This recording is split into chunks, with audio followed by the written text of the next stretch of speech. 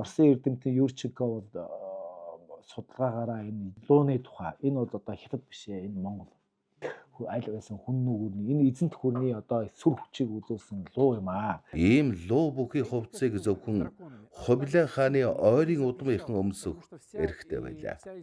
Луу бол төр засгийн эрхийг зөвдгөн баталгаажуулах, хууль ёсны байдал бий болгох бэлэгдэл болон ашиглагдаж ирсэн билээ.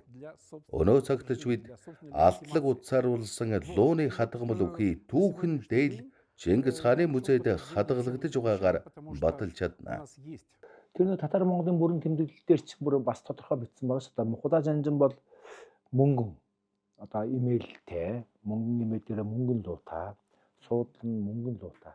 Чингис хаан бол тэр суудлан алтан луутай юм байна лээ.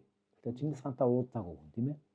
Бас тэгж тэмдэглэсэн байгаа. Өөрөө лууны бэлэгдлийг бол бичсэн байгаа. Одоо бид нар чинь луу гэхээр л одоо хятадууд хятадих гэдэг ингээ бодсон тийм ээ. Тэгэхээр зөв одоо эзэнт хүрний одоо гол бэлэгдэл бол луу байсан нь бол маш олон одоо баримтууд дээр хувцсан дээр лууны ихэ байна. 13 дугаар зууны тэр одоо дорнод байдаг хүн чулуун дээр одоо Зүхбаатарт байдаг хүн чулуун дээр лууны бэлэгдэл нь одоо бүлээхэн байж байна. За одоо бүр хаа байсан Богд хаан хүртэлцэн тэр луу тавьсан. Лууны бэлэгдэл. Тэр лууны ихэ бол тэр дээлэн дээр бол Хумсаараа тодорхой одоо хэдэн хумстай байгаагаар тодорхой. Эмэгтэй эдэмтэй хүрчээд энэ нэг луута дээд үзээд энэ дөрвөн луута болоод манжин дээлээ дөрвөн хумстай болоод тэгэхээр жоохон доош 3 болохоор бүр доош 5 болохоор одоо яг Чингисийн өдрийнх нь алтан уургийнх гэж тайлбарж ирсэн тийм ээ. Бас л нөгөөх манж гэж яриад байдаг тэр пүүс үү гэж ярьдаг. Пүүс тий нуруунд дээр нь байна. Ингэр дээр нь бас байж гин. Хоёр даалмар. Тий.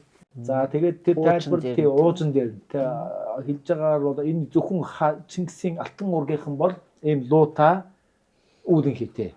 Өшөө дээр нь галт шувуу. Тий. Иймэрхүү маягаар. Тэгээд бодохоор зэрэг тэр дээлний хувцсны ёс жаяг бол маш нарийн байсан байна.